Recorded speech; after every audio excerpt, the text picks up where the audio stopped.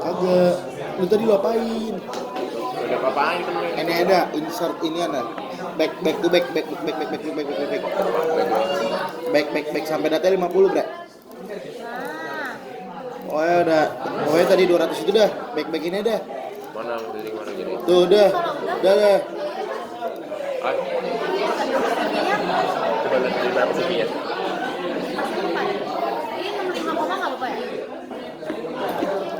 Terus banyak kayak. Hah? Terus mana teh? Pusing gua. Bentar ya. Hari-hari teknologi puyeng.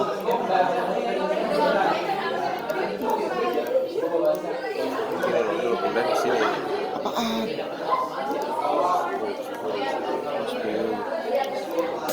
Min Max ya.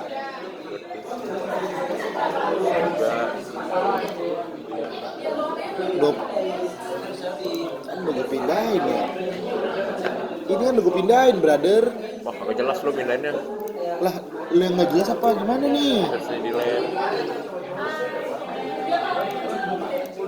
Ini sombong bingung. Sebutin 4 ya? Apanya lu tambahin lu? Coba lu tambahin dong. Lu tambahin 1000 ya? Jadi 0 ya? 200. Apaan? Orang kalau lu tambahin 1500 jadi 0. Jelek bro. Lu tambahin 2000 ya? Biar jadi 0 ya? Dan lu CP belum nyari ya? Hah? CP belum nyari ya? Udah alik lu, gila. CP gue ini. Namain apa ya? Udah gue namain, bre. Kok gak ada namanya? Tadi udah kan lu insert-insertin terus. Ini dulu back to back. Back to back udah kayak ini aja loh.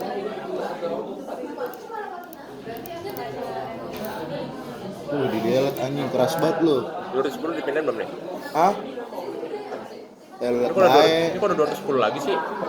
Lah kan itu 94. Ini 94. 94 itu. Apaan sih? Ya udah pindahin sini. 210-nya ada 2, brother. Ya. Terus hilangin pala ya. Ini bener gak nih? Jadi berapa nih?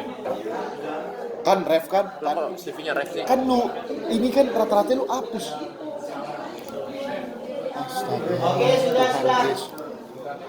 Rata-rata lu hapus ganteng. Ya, yang penting teman-teman sudah kebayang ya. Apa yang dilakukan?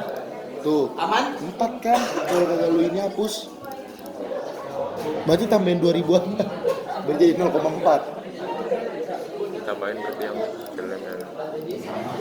Terus gimana mampus? Jadi 4 kan kayak gua. Dia nama modusnya 65 nih. Nah, ini gue belum tahu, ntar gue cek dulu. Lu apaan sih di gini udah terus sama gua udah songong.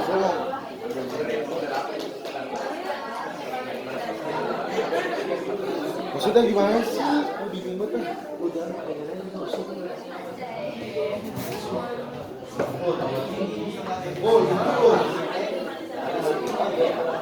Kesat. Lu harus datanya harus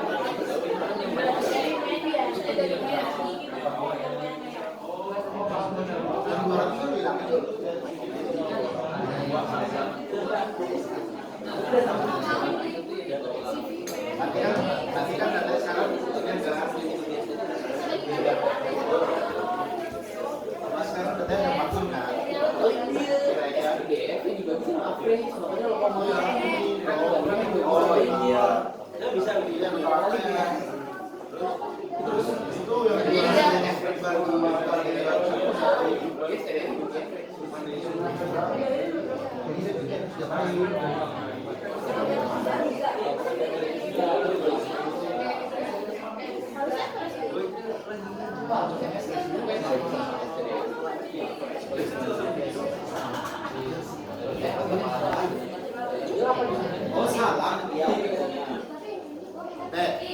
Gue itu jadi orang MOS yang pertama sebagai lu ngapain sih? Kayak kita harus mengotak-atik kok.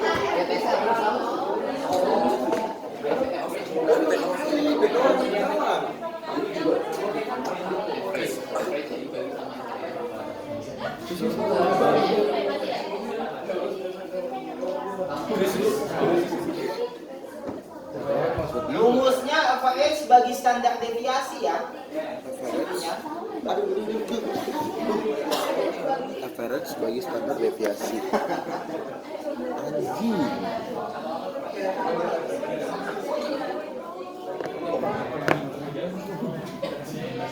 Ntar dah average sebagai standar deviasi. Kan berarti rata-rata ini.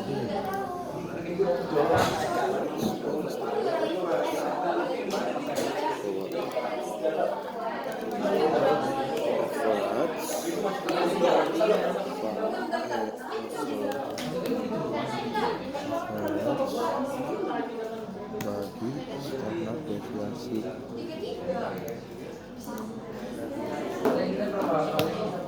masih 4. Oh, ngerti. Sorry, alat. Hah? Standar deviasi bagi kata-kata. Oh, Alat. Standar deviasi bagi kata-kata. oh my god. Bagi berarti 0, ini. Deviasi bagi kata-kata. Ya iya 0,2. Kamu bener PA. Ya iya, gue kacau gini sih. Coba lihat apa yang gue ini. Apaan? Orang gue bagiin sama ini.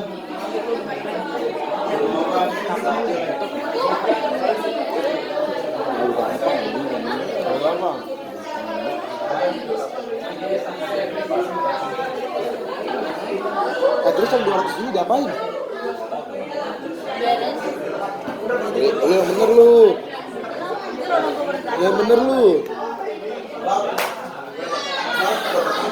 Serius lu, dia bayar aja nih. Adin. Serius ini dibiarin aja. Lu 10 ya anjing. 10 ya? 2 kan 20 tambah 50 tambah 50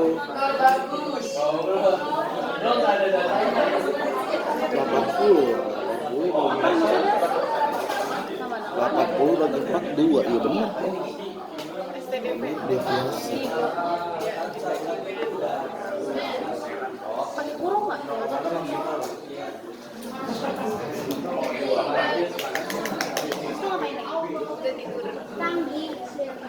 Balik.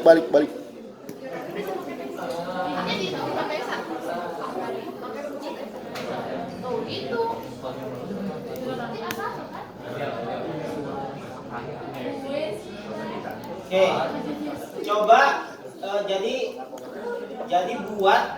buat nilai CV-nya itu ya, buat nilai CV-nya di bawah 0,5 ya, buat nilai CV-nya di bawah 0,5. Kalau udah 0,5 berarti udah lanjut. Itu berarti kemungkinannya ya, nilai outlier-nya kalaupun juga ada yang jauh itu nggak terlalu ekstrim.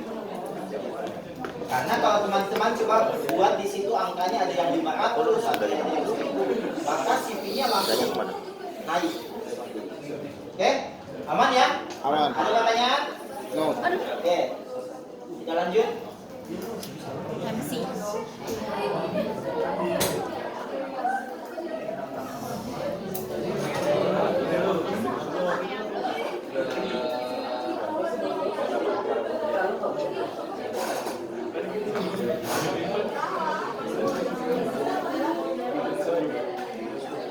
Nah, oke.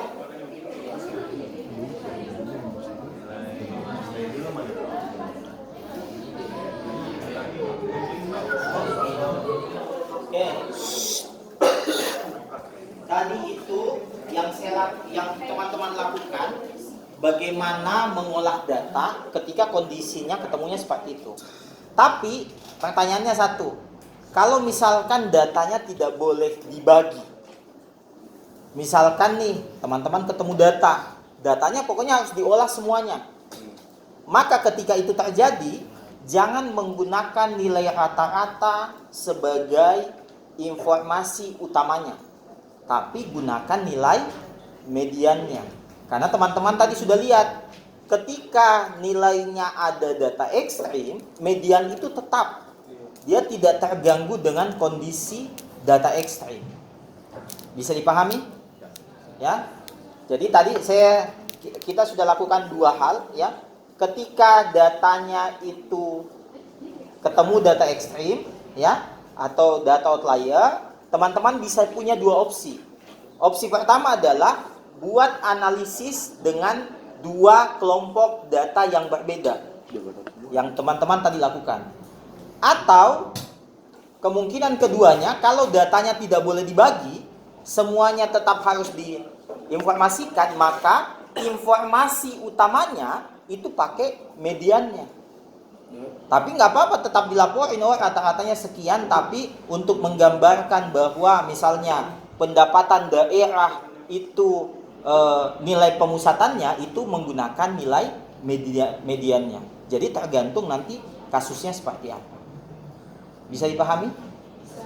Ya, jadi jangan bilang oh harus begini, enggak ada keharusan dari setiap analisis. Analisis itu fleksibel. Tergantung tujuan kita apa. Tujuannya mau melihat secara populasi, secara keseluruhan, maka analisa tetap ambil informasi yang berguna. Karena kalau pakai rata-ratanya pasti sesat. Pasti sesat. Karena misalnya gini, teman-teman, mau menghitung UMR misalkan, tapi ternyata semua orang masuk di situ. Mau dia konten kreator, mau dia pengusaha, semuanya masuk di situ. Maka bisa jadi, ini pendapatannya sudah tinggi nih. Nggak usah lagi kita tinggiin. Padahal sebenarnya secara nilai tengah, secara pemusatan, sebenarnya dia masih di 5 jutaan. Atau mungkin masih di 3 jutaan. Nah, pemerintah dapatnya hasil 10 jutaan. Nggak jadi naik. Udah tinggi. Kebayang nggak? Gara-gara satu informasi yang sesat, nggak jadi para buruh, para pekerja, UMR-nya naik. Tapi kalau kita infokan bahwa, sebenarnya nilai pemusatan pendapatan daerah itu adalah misalnya 5 juta. Itu kita pakai median. Masih mau naik nih, karena masih belum sampai nih. Nah, maka kebijakannya dapat.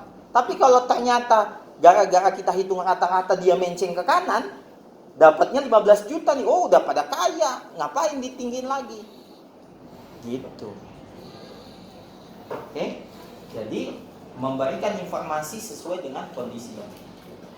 Oke, yang lain ini sebenarnya nanti teman-teman saya kasih tugas, ya. Cari data yang berkelompok, ya. Ini sebenarnya SMA ini udah pada dapat, ya. Hitung aja, ya. Biar afdol. Ya, jadi hitung rata-rata kelompoknya, ya. Rumusnya udah banyak, ya. Ini kalau mau lihat juga nanti saya bagikan, ya. Kemudian nanti cari juga median kelompok, ya. Oke. Kemudian cari juga modus data berkelompok. Oke. Nah, pertanyaan saya sebelum saya lanjut lagi ke skala pengukuran, ya. Kapan kita pakai modus?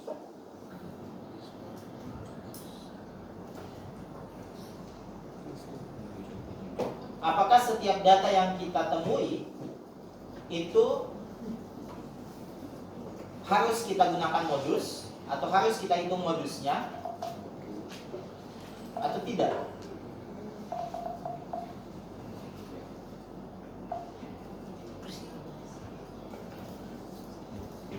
Kapan kita pakai data?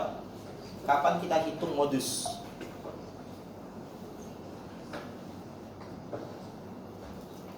Ayo. Kalau nggak ada yang angkat tangan, saya setuju. Ini nggak usah lihat di situ. Kapan dipakai modus?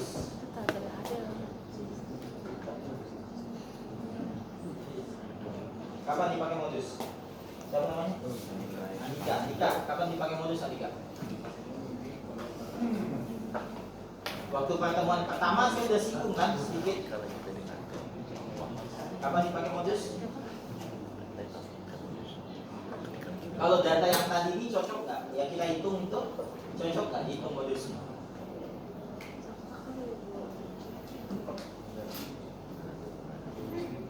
Ayo Andika. Ini dulu aja, cocok nggak cocok kita tebak-tebakan. Cocok, oke. Andika cocok katanya. Kapan dipakai modus? Siapa namanya? Davin. Kalau data yang tadi ini cocok atau enggak? Kita pakai modus, itu modusnya. Hah? Tidak, enggak sama ini. Ya? Siapa namanya? Siapa? Anggi. Kalau data yang tadi ini cocok nggak? Kita hitung modusnya.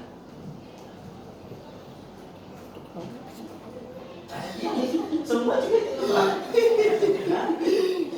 Apa? Enggak, 21. Andika kalah. Ya.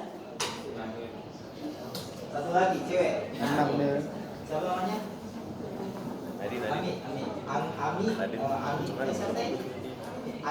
Ami sama Anggi. Ami cocok nggak data yang tadi kita hitung modusnya? Cocok. Dua sama. Harus cari lagi. Cewek lagi. Siapa namanya? Deswita. Cocok nggak data yang tadi ini kita hitung modusnya? Kenapa? Kurang cocok ya. Saya lanjut pertanyaannya. Kenapa? Karena itu nilai yang kayak nggak perlu dicari tahu berapa nilai yang saya muncul. Karena itu dalam bentuk nilai data nilai.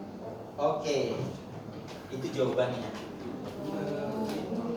Data numerik, ya, itu semua perhitungan sebenarnya pasti akan mengeluarkan nilai. Tapi secara kecocokan, data numerik tidak cocok dihitung modusnya. Yang cocok apa? Data kategori. Karena kita mau tahu frekuensi terbesarnya yang paling sering muncul. Oh, berapa frekuensi nilai? Misalnya, oh frekuensinya laki-laki berapa banyak? Frekuensinya perempuan berapa banyak? Frekuensi yang tamat SD berapa banyak? SMP berapa banyak? Oh, yang polisi bapaknya berapa banyak? Itu modus frekuensinya, frekuensi terbesar, frekuensi terkecil, tengahnya itu cocok dihitung frekuensinya. Tapi ketika datanya kategori tidak cocok menghitung median dan rata-rata. Apanya yang mau dirata-ratain? Polisinya mau dirata-ratain sama PNS-nya?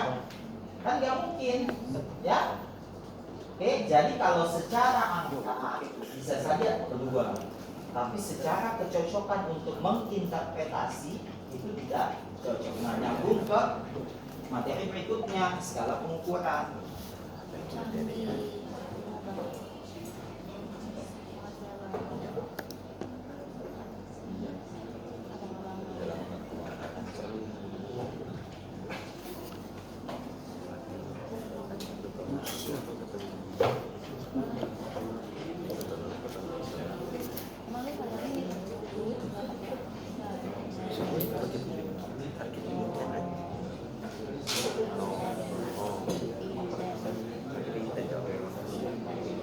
Oke. Skala pengukuran ya, itu adalah kalau bahasa mudahnya itu adalah jenis data. Jenis data itu secara umum terbagi dua. Ada numerik, ada kategori. Nanti numerik lagi terbagi dua lagi. Ada yang interval dan rasio, ada yang kalau kategorik terbagi dua juga. Ada yang nominal dan ordinal. Oke? Jadi secara umum jenis data itu dibagi dua. Kategorik numerik nanti masing-masing lagi dibagi dua. Totalnya itu skala data ada 4. Ya, paling rendah adalah nominal. Nominal itu hanya bisa dibedakan. Tidak bisa punya tingkatan, tidak bisa dihitung tidak bisa dijumlahkan, tapi bisa dihitung frekuensinya. Itu nominal. Contohnya apa? Laki-laki, perempuan, plat nomor, pekerjaan, ya. Bukan jabatan. Jabatan beda lagi. Kalau jabatan kira-kira punya tingkatan tidak? Punya. Maka itu masuknya ordinal. Jadi data kategorik yang punya tingkatan dan bisa dibedakan masuknya ordinal. Sedangkan data kategorik yang hanya bisa dibedakan, tidak punya tingkatan, itu adalah masuknya nominal. Bisa dipahami? Kategorik, nominal, ordinal. Nominal itu hanya bisa dibedakan. Laki-laki, perempuan. Tidak ada istilahnya laki-laki misalnya lebih tinggi. Itu kalau dalam Islam. Oke, lanjut. Nah, kalau misalnya laki-laki, perempuan dalam konteks nasional, itu nggak bisa dibedakan tingkatannya. Hanya bisa dibedakan, oh ini laki-laki, ini perempuan. Oke? Plat nomor, nggak ada tingkatannya bahwa, oh plat nomor ini misalnya lebih tinggi. Ada nggak sih? Oh lebih tinggi dia. Oh iya, oke, nggak jadi. Plat nomor umum maksudnya masyarakat biasa, ya, gitu. Terus pekerjaan, ya, misalkan polisi, terus tukang beca, terus misalnya apalagi dokter, guru, dosen, secara umum tingkatannya sama aja. Paling yang membedakan gajinya sih, ya. Terus apa lagi kira-kira contoh nominal?